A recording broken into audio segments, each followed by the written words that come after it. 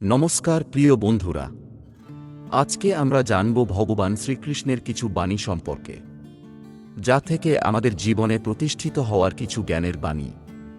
তাহলে চলুন প্রিয় বন্ধুরা, আর দেরি না করে শুরু করা যাক। ভগবান শ্রীকৃষ্ণ বলেছেন, কখনো কখনো কোন ঘটনা মানুষের জীবনের সকল পরিকল্পনা ভেঙে দেয়, আর মানুষ সেই আঘাতকেই জীবনের কেন্দ্র বানিয়ে নেয়।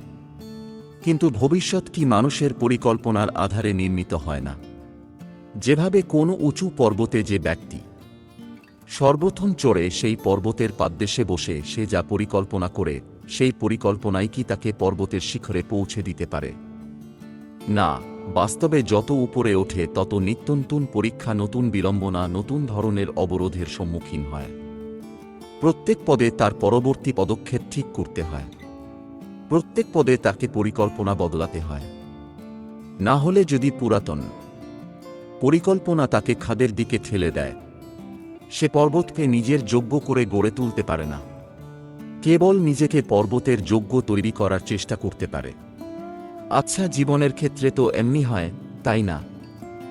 যখন মানুষ তার কোনো একটি ক্ষেত্রে বাধা, কোনো একটি অবরোধকে জীবনের কেন্দ্র বানিয়ে নেয়, নিজের জীবনের গতি থামিয়ে দেয়, তখন সে তার জীবনে সফল হতে পারে না সুখ আর শান্তি প্রাপ্ত করতে।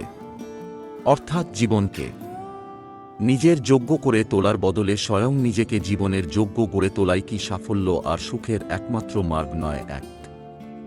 সন্তানদের ভবিষ্যৎ সুখে ভরিয়ে তোলার চেষ্টা, এই তো প্রত্যেক মাতাপিতার প্রথম কর্তব্য।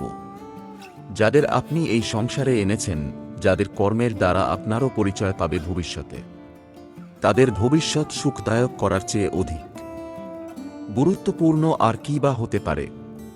কিন্তু সুখ আর সুরক্ষা এসব কি মানুষের কর্ম থেকেই প্রাপ্ত হয় না?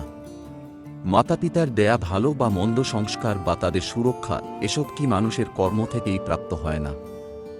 মাতাপিতার দেয়া ভালো বা মন্দ সংস্কার বা তাদের দেয়া যোগ্য অথবা অযোগ্য শিক্ষা এসবই কি আজকের সমস্ত কর্মের মূল নয়? সংস্কার আর শিক্ষা থেকে তৈরি হয় মানুষের চরিত্র। অর্থাৎ মাতাপিতা যেমন তার সন্তানদের চরিত্র নির্মাণ করেন, তেমনই হয় তার ভবিষ্যৎ। কিন্তু তবুও অধিকতর মাতাপিতা নিজেদের সন্তানের ভবিষ্যৎ সুরক্ষিত করার চিন্তায় তাদের চরিত্র নির্মাণের কার্যের কথা ভুলেই যান। বস্তুত যে মাতাপিতা কেবল নিজের সন্তানদের ভবিষ্যৎ চিন্তা করেন, তার চরিত্রের নির্মাণ করেন। 2.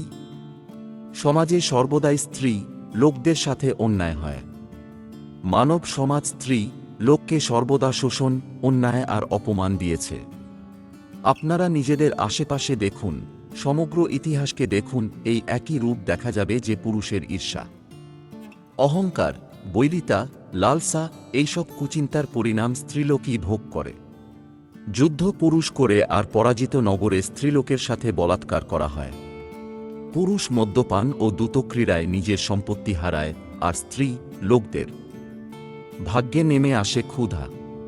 পুরুষের অহংকার ক্ষুণ্ণ হয়, আর স্ত্রী লোকের স্বাধীনতা ও সুখে বাধা উৎপন্ন হয়ে যায়। পুরুষ জীবনে পরাজিত হয়ে পরিবারকে ত্যাগ করে, আর স্ত্রী নিজের সন্তানদের ক্ষুধা নিবারণের তাড়নে সংঘর্ষ করতে থাকে। সমগ্র সংসারের দুঃখের হিসাব করুন, স্পষ্ট দেখতে পাবেন যে পুরুষের তুলনায় স্ত্রীলোক অধিকতর দুঃখ ভোগ করে। এ কোন প্রকারের সমাজ রচনা করেছি আমরা, যেখানে মনুষ্যজাতির অর্ধেক ভাগ অপর অর্ধেক ভাগকে নিরন্তর পদদলিত করছে, আর সেই পদলিত স্ত্রীলোক মানুষের ভবিষ্যতের জন্মদায়িনী। সৃষ্টিকে দেখুন, নতুন বৃক্ষকে জন্মদানকারী বীজের আশপাশে ঈশ্বর ফুলের পাপড়ি নির্মাণ করেছেন, তাকে রং ও সুগন্ধ দিয়ে ভরে দিয়েছেন। যেখানে ভবিষ্যতের জন্ম হয় সেখানে তো কেবল মাত্র সৌন্দর্য, কেবল সুখ, সন্তোষ ও সম্মান হওয়া আবশ্যক নয় কি? কিন্তু সমাজ স্ত্রী লোককে দুঃখ দিয়ে সমস্ত ভবিষ্যৎকে দুঃখ দ্বারা পূর্ণ করতে থাকে। প্রহার, শোষণ, পীড়া এইসবে ঝলসে যাওয়া স্ত্রী লোক স্বাস্থ্যবান সুখী সন্তানের জন্ম কোন প্রকারে দেবে? অর্থাৎ যে সময় কোন স্ত্রী লোকের অপমান হয়, কোন স্ত্রীলোকের উপর শোষণ হয়, কোন নারীর কেশ আকর্ষণ করা হয়, সেই সময় কোন না কোন রূপে এক যুদ্ধের জন্ম হয়, কোন না কোনোভাবে মহাভারতের আরম্ভ হয়। জয় শ্রীকৃষ্ণ। প্রিয় বন্ধুরা, আজকে আমরা জানলাম ভগবান শ্রীকৃষ্ণের কিছু বাণী সম্পর্কে। বন্ধুরা, চ্যানেলের পক্ষ থেকে আপনাদের কাছে ছোট্ট একটি অনুরোধ, তথ্যটি ভালো লাগলে ভিডিওটি লাইক, কমেন্ট, সাবস্ক্রাইব করে আপনজনদের মাঝে শেয়ার করবেন। ধন্যবাদ।